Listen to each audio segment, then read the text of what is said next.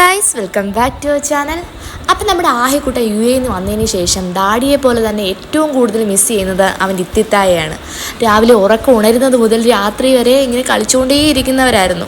ഇപ്പം പക്ഷേ ഇനി വന്നതിന് ശേഷം രണ്ടുപേർക്കും തമ്മിൽ കാണാനോ വീഡിയോ കോൾ മാത്രമാണ് ഇപ്പോഴത്തെ. വന്നിട്ട് പലതവണ തമ്മിൽ കാണാൻ ശ്രമിച്ചെങ്കിലും ഇതുവരെ പറ്റിയില്ലായിരുന്നു. ആദ്യം വന്ന സമയത്ത് രണ്ടുപേർക്കും പനി പിടിച്ചു. ആദ്യം ആഹിക്ക് പനി പിടിച്ചു, പിന്നീട് മിൻഹാക്ക് പനി പിടിച്ചു. അപ്പോൾ ആ ടൈമിലൊന്നും വന്ന് കാണാനൊന്നും പറ്റുന്നില്ലായിരുന്നു. അങ്ങനെ ലാസ്റ്റ് നമ്മുടെ ആഹിയെ കാണാൻ വേണ്ടി വീട്ടിലോട്ട് വരിക. അപ്പോൾ അതിൻ്റെ വിശേഷങ്ങളാണ് ഇന്നത്തെ വീഡിയോയിൽ. മക്കളെ, ആഹിയെ മിസ് ചെയ്യണ? ആഹിയെ ഇഷ്ടമാണോ? ആഹി എങ്ങനെ വിളിക്കും? മോളെ എന്തോന്ന് വിളിക്കുക? ആഹി ഇത്താന്ന് വിളിക്കോ? നമുക്ക് ആഹിയെ കാണാൻ ഇന്ന് പോവാമേ. Okay, set. ആഹി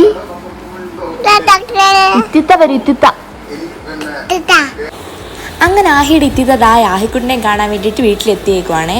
ആ ടൈമിൽ ആഹി നല്ല ഉറക്കമായിരുന്നു. അപ്പോൾ ഇത്തിത്ത തന്നെ ആഹിക്കുട്ടിനെ വിളിച്ച് ഉണർത്തുന്ന സീനാണിത്. ആഹി കൈക്കുഞ്ഞായിരുന്ന പരുവത്തിലാണ് ഞാൻ ഇവിടുന്ന് UAE പോയത്. അന്ന് ആകെ കമിഴ്ന്ന് വീണ്ടും മാത്രമാണ് ഉണ്ടായിരുന്നത്. ബാക്കി പിന്നെ നീന്തിയതും ഇരുന്നതും മുട്ടിലഴഞ്ഞതും നടന്നതും എല്ലാം അവിടെ വെച്ചാണ്. അപ്പോൾ ആഹി നടക്കണം, എൻ്റെ കൂടെ കളിക്കണം എന്നൊക്കെ ഒരുപാട് ആഗ്രഹിച്ച മിൻഹായായിരുന്നു.